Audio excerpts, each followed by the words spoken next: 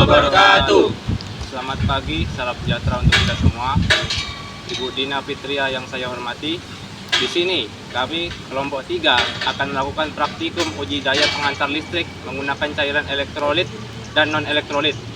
Oke, sebelum melakukan praktikum, kami di sini akan memperkenalkan diri terlebih dahulu. Saya Muhammad Taufik Hidayah dengan NIM 11. Saya Sadan Soputra dengan NIM 13. Saya Iqbal Fizal dengan NIM 4. Saya Renanda Berlin dengan NIM 39. Saya Raka Adaki Sama dengan NIM 17. Saya Aidil Fitra dengan NIM 31. Oke, tanpa memperpanjang waktu, kami akan melakukan praktikumnya.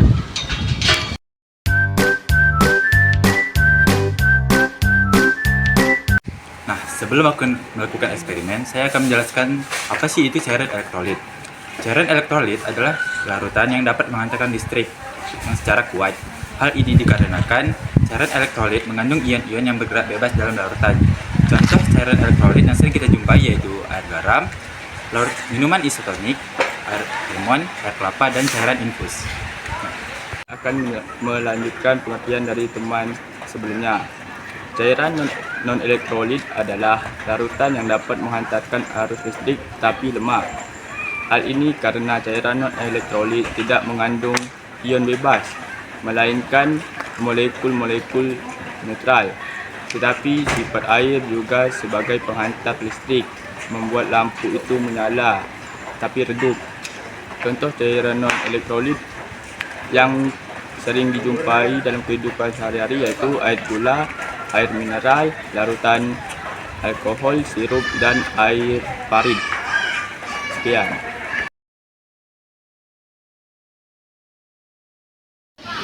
Baiklah, di sini saya akan mencoba melakukan eksperimen menggunakan beberapa cairan elektrolit dan non-elektrolit yang berada di lingkungan sekitar. Melakukan eksperimen menggunakan air paret.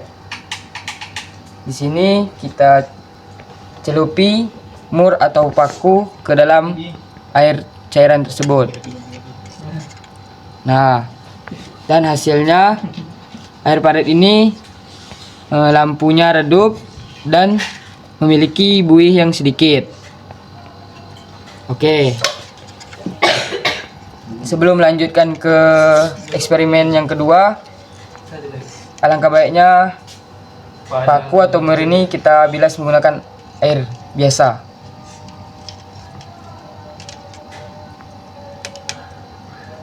Nah, di sini kita melakukan eksperimen menggunakan cairan air gula. Nah, pada air gula ini lampunya redup dan pada cairan ini memiliki buih yang sedikit. Oke.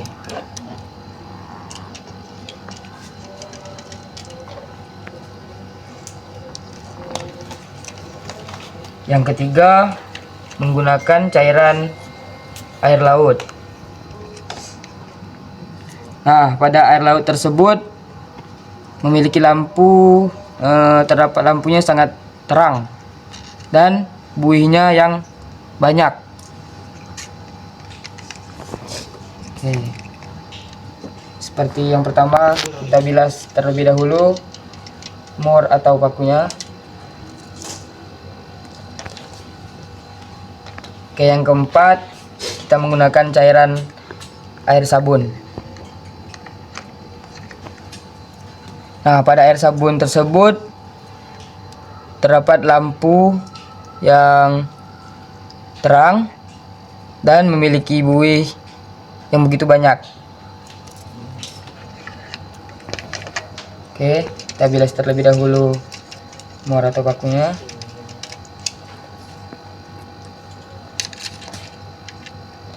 Nah, yang kelima, kita melakukan eksperimen menggunakan cairan isotonik. Nah, pada cairan isotonik ini terdapat lampu yang terang dan memiliki buih yang banyak.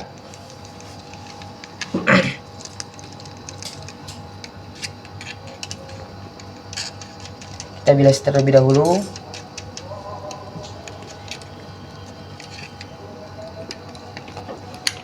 Dan yang terakhir melakukan eksperimen menggunakan cairan air garam.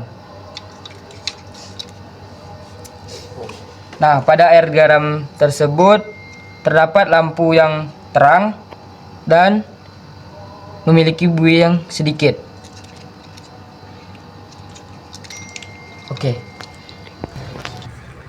Oke, setelah teman saya tadi melakukan eksperimen, saya akan melanjutkan analisis.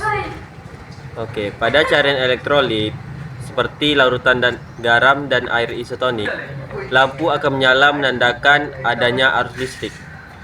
Hal ini terjadi karena cairan elektrolit terionisasi dalam air, membentuk ion-ion positif dan negatif yang bergerak bebas dalam larutan. Ion-ion tersebut memungkinkan aliran arus listrik dari elektroda satu ke elektroda lain. Cahaya lampu yang menyala menunjukkan bahwa cairan tersebut dapat menghantarkan listrik, sehingga dapat dikategorikan sebagai elektrolit. Oke, selanjutnya akan dijelaskan oleh teman saya. Oke, di sini saya akan melanjutkan analisis dari teman saya sebelumnya tentang cairan non-elektrolit. Cairan non-elektrolit adalah cairan larutan seperti gula, air laut, dan beberapa cairan air lainnya. Pada cairan non-elektrolit, lampu menyala tetapi redup, menunjukkan bahwasannya adanya arus listrik yang lemah. Cairan non-elektrolit tersebut juga terionisasi dalam larutan, tetapi terdapat sedikit ion untuk dapat mengantarkan listrik, dan listrik yang diantarkan yaitu lemah. Oke, setelah melakukan eksperimen dapat disimpulkan bahwa cairan elektrolit dan non-elektrolit merupakan dua jenis larutan yang dibedakan berdasarkan kemampuannya dalam mengantar arus listrik. Kedua jenis cairan ini memiliki peran penting sesuai sifatnya. Cairan elektrolit penting dalam menjaga keseimbangan ion dalam tubuh, sementara cairan non-elektrolit seringkali digunakan sebagai pemanis atau pelarut yang tidak membutuhkan kemampuan pengantar listrik. dan dari video hasil praktikum kami, jika ada kesalahan mohon dimaafkan karena sesungguhnya tidak ada manusia yang sempurna. Semoga video ini dapat bermanfaat untuk kita semua. Ini saya akhiri. Wabillahi taufiq wal hidayah. Wassalamualaikum warahmatullahi wabarakatuh.